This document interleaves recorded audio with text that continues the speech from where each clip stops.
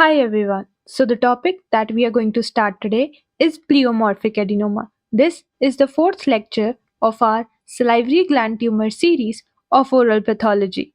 This is the most important 15 marker question that can come in university examination. Pleomorphic adenoma सबसे common benign tumour है. Pleomorphic adenoma इस case के अंदर जो tumour cells होंगे they have the ability to differentiate into epithelial cells और mesenchymal cells. मतलब अगर ये प्लियोमॉर्फिक एडिनोमा के सेल्स प्रेजेंट हैं, इसमें से कुछ सेल्स डिफरेंशिएट करेंगे इनटू एपिथेलियल सेल्स और कुछ सेल्स डिफरेंशिएट करेंगे into mesenchymal cells. Epithelial cells के अंदर आ जाते हैं ductal cells, non ductal cells. Mesenchymal sales के अंदर कौन कौन से सेल्स में वो डिफरेंशिएट कर सकते हैं? Chondroid cells, myxoid cells. So why pleomorphic adenoma is called a mixed tumour? Basic understanding इसकी होनी बहुत इंपॉर्टेंट है.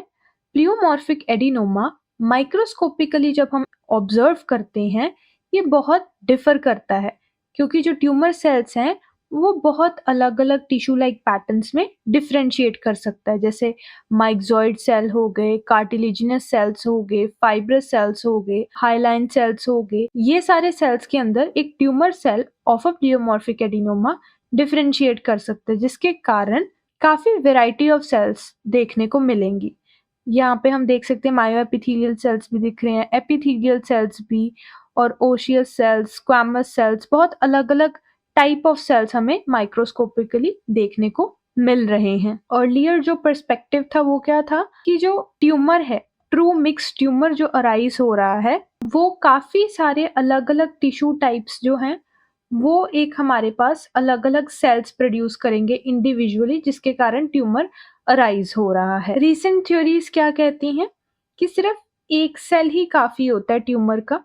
अगर ये जो ट्यूमर का सेल है वो मेटाप्लेजिया या डिफरेंशिएशन के through an number of cells produce कर सकता है of different morphology, different varieties. Now let's start with the histogenesis of pleomorphic adenoma. I have tried to make the histiogenesis as much easy as I can. Let's get started. Ultrasound studies suggest करती थी कि हमारे पास ductal sales और मायोएपिथेलियल cells की presence है. कौन कौन से?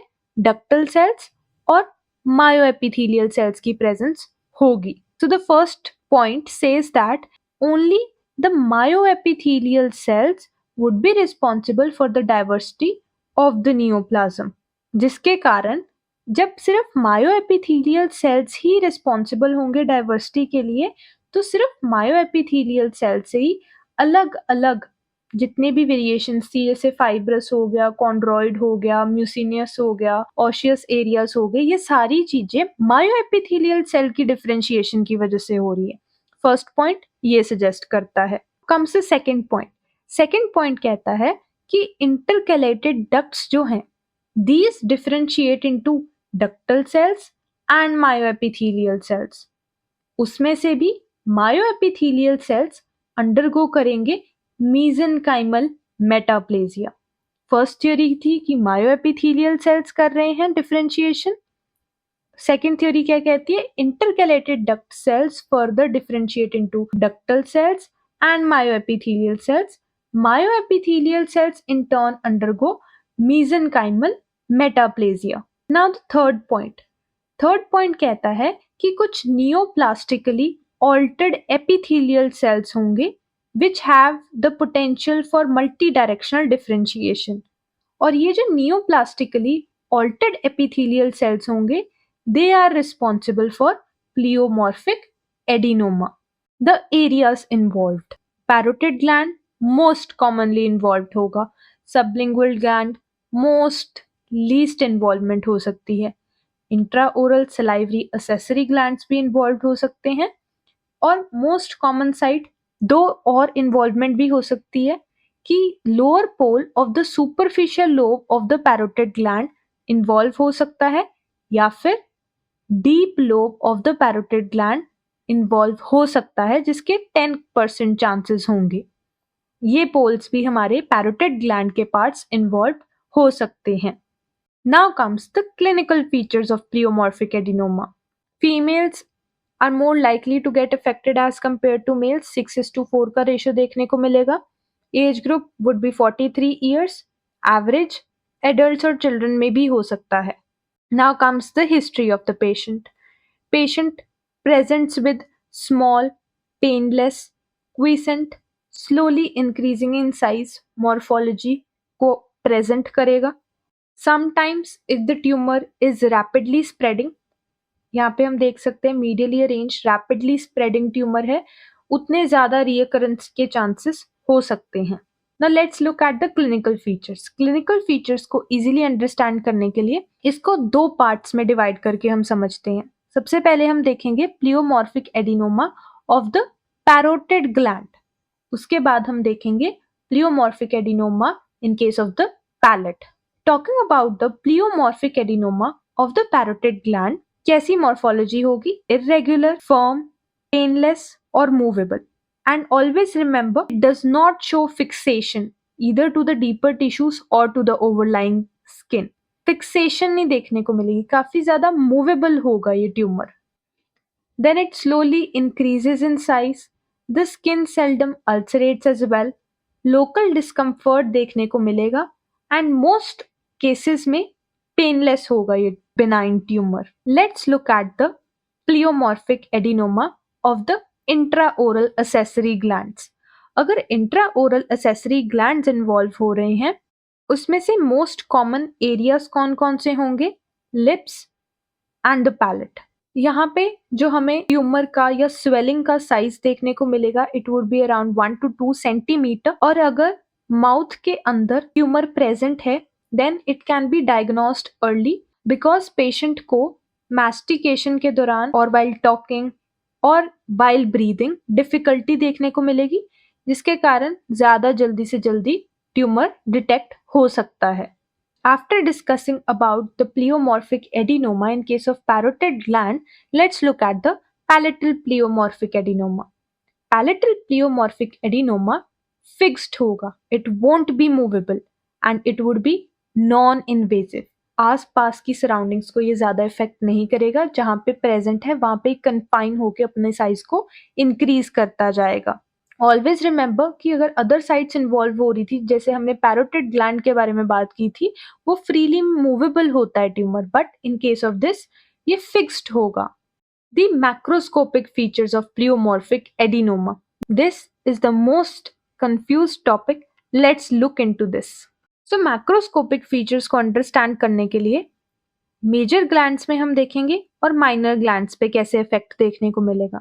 अगर मेजर ग्लैंड्स इन्वॉल्व हो रहे हैं तो हम देख सकते हैं इरेगुलर या फिर ओवियोइड मास मोस्ट प्रोबेबली देखने को मिलेगा.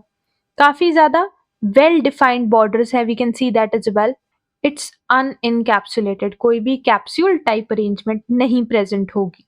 ऑन द कॉन्ट्ररी, अगर माइनर ग्लैंड्स अफेक्टेड हैं तो कैसे फीचर्स देखने को मिलेंगे? Swelling would be rubbery, fleshy, mucoid and glistening. And always remember, tan white type colour भी प्रेजेंट होगा. And again it would be unencapsulated. A point that is most likely skipped by all of us is this slide. Pleomorphic adenoma demonstrates a combination of glandular epithelium and mesenchymal cells. Pleomorphic adenoma में combination देखने को मिलता है कौन कौन से sales का? Glandular epithelium का और mesenchymal सेल्स का. इसके कारण चार टाइप ऑफ अरेंजमेंट देखने को मिल सकती है. Principally myxoid and cellular components would be equal in 1/3 predominantly cellular and the last that is extremely cellular. मतलब ग्लैंड्यूलर और mesenchymal सेल्स के कॉम्बिनेशन के कारण हमें ये चार अरेंजमेंट्स देखने को मिलेंगी. इनमें से एक अरेंजमेंट ज्यादातर प्रीडोमिनेट करती है as compare to the rest while we are observing it microscopically. Histology of pleomorphic adenoma. Histology of pleomorphic adenoma. दो कंपोनेंट्स देखने को मिलते हैं, एक होता है एपिथेलियल कंपोनेंट और एक होता है मायोएपिथेलियल कंपोनेंट. जो मायोएपिथेलियल कंपोनेंट है ये मेजर कंपोनेंट हम स्टडी करेंगे. यहाँ पे हम देख सकते हैं डक्टल सेल्स प्रेजेंट है, मायोएपिथेलियल सेल्स प्रेजेंट है, and most importantly the most important feature is chondromyoxoid stroma that would be present. Myoepithelial cells की काफी ज्यादा वेरिएबल मॉर्फोलॉजी होती है। ये एंगुलर हो सकते हैं, स्पिंडल टाइप हो सकते हैं, या राउंड शेप में हो सकते हैं। अब अपीयरेंस क्यों आ रही है मायोएपिथेलियल सेल्स की?